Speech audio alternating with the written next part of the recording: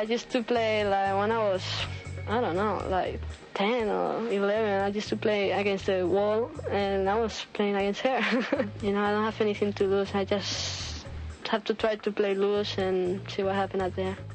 Former Wimbledon winner Conchita Martinez using English to talk about childhood dreams of becoming a tennis champion. And also in the programme, Richard Hallows will be with me again to look at what makes Conchita such an effective user of English as an international language. Richard will also be giving us some more advice on becoming better speakers.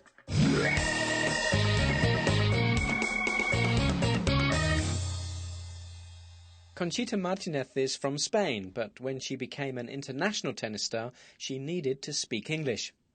In this clip, she remembers how, as a young girl, she practiced tennis by hitting a ball up against a wall, and she imagined she was playing against famous tennis stars, players like Martina Navratilova. In 1994, her dream came true, and she faced her childhood heroine Martina Navratilova at Wimbledon in the women's final. Conchita spoke to the international press before the match. I used to play like when I was, I don't know, like 10 or 11. I used to play against the wall, and I was playing against her. I don't have anything to lose. I just have to try to play loose and see what happens out there. Conchita speaks English very well. But what's she doing that makes her such a good communicator in English? What's her secret to better speaking? bbclearningenglish.com. And with me again in the studio is teacher and teacher trainer Richard Hallows. Hello, Richard. Hello, Callum. Before we hear some advice from Richard, let's listen again to Conchita Martinez. I used to play like when I was, I don't know, like 10 or 11. I used to play against the wall, and I was playing against her. I don't have anything to lose. I just have to try to play loose and see what happens out there. So not a very clear recording there, Richard. I apologise for that. But is she a clear speaker? I think Conchita, obviously she speaks quite well, but I think she sounds better because she has certain kind of tricks that she uses. Tricks? What do you mean by that? She uses lots of fillers and hesitation devices. For example, when she's speaking, she says like quite a lot, and quite a lot, and you know. Now, these words don't have any meaning in themselves, but they're very useful to make yourself sound more fluent and confident. So, if you're speaking and you want to give the impression that you're fluent, you use these things like and that kind of thing. Obviously, you're exaggerating. You're making that. You're using this quite a lot. If you use these fillers, hesitation devices too much, it can actually sound quite irritating.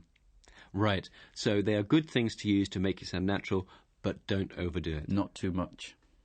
I used to play like when I was, I don't know, like 10 or 11. I used to play against the wall, and I was playing against her.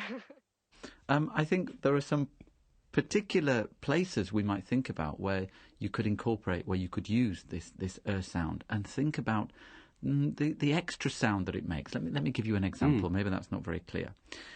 If I'm giving my opinion, for example, I might use the expression "I think." Now, to give myself some time to think about my opinion, I could say, "I think," and there's a very strong "k" sound there. Mm-hmm. Make yourself sound very natural. All right, so you're sort of linking the words and the ideas together, and that sounds natural as it's giving yourself thinking time. If I were giving you some advice, maybe I could say, "If I were you, I'd..." and we have that "d" sound. Mm-hmm. Very, very natural, very confident sounding. And this sound itself, is common in many parts of English, isn't it? It's common in many languages, in fact, but not all languages. But yes, in English, and we use it a lot. So Conchita's talking about, I had to practice, it was difficult, and this, it doesn't mean anything, but it just makes her sound, again, more confident, more fluent. And again, that sound. What are other examples of where we use this sound? Okay, the sound is not the but the is the most common sound in English. We use it all the time. If there's one sound which people should learn when they're speaking English, it's this sound. For example, she says, an hour's like playing her.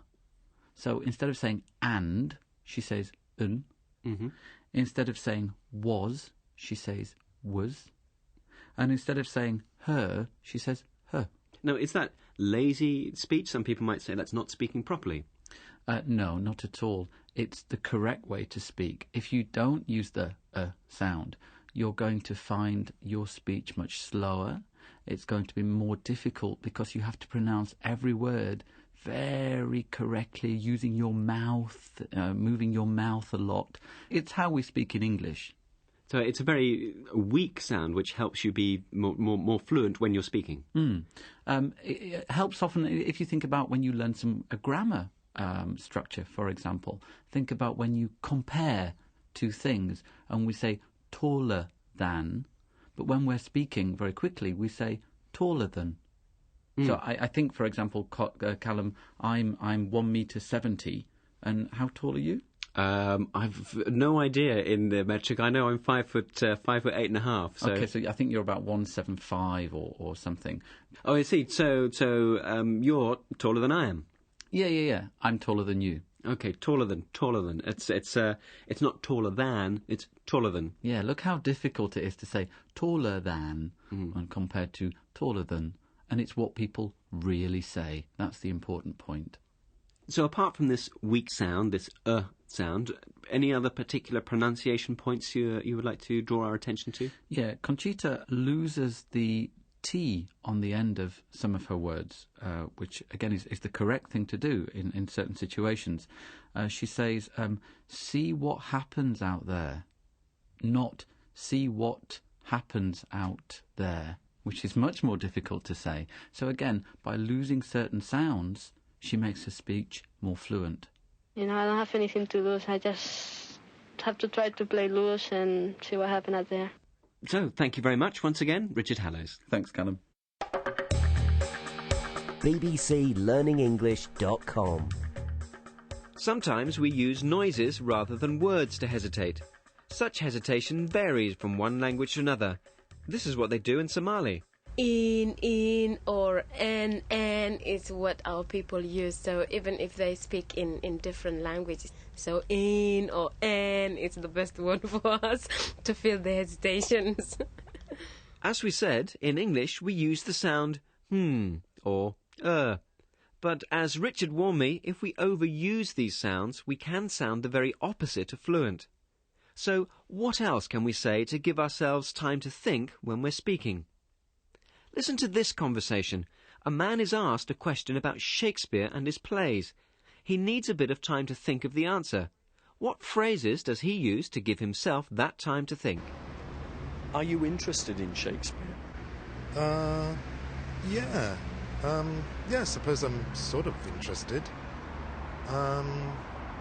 He's a great playwright.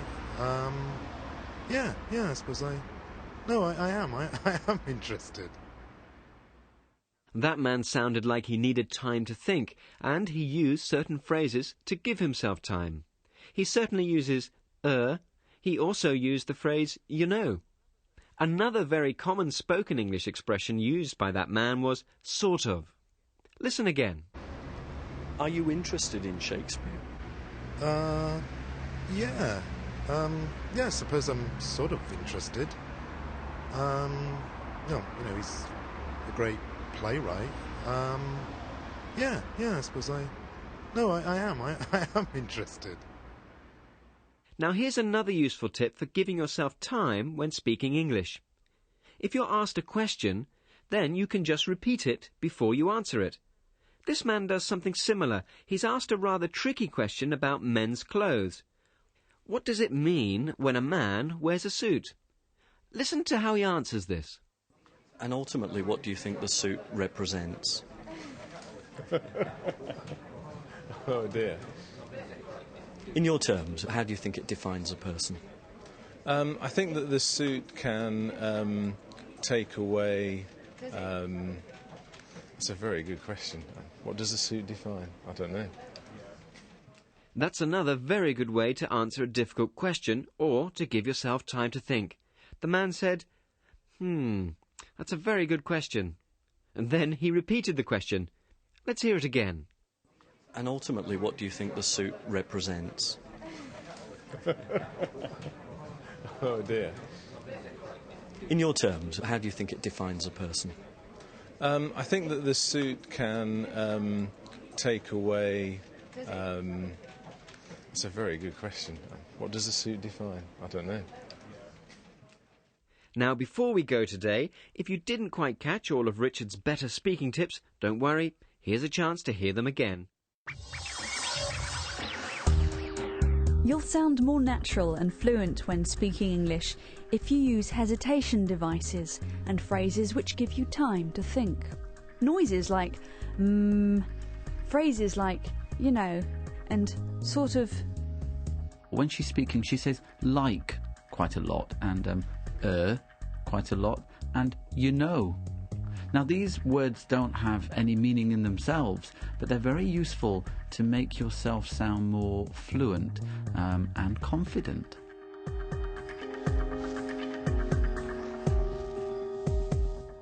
Use the hesitation noise with set phrases like, if I were you, I'd...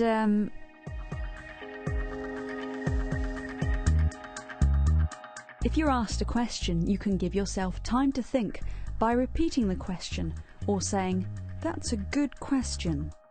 In your terms, how do you think it defines a person? I think that the suit can take away... it's a very good question. What does a suit define? I don't know.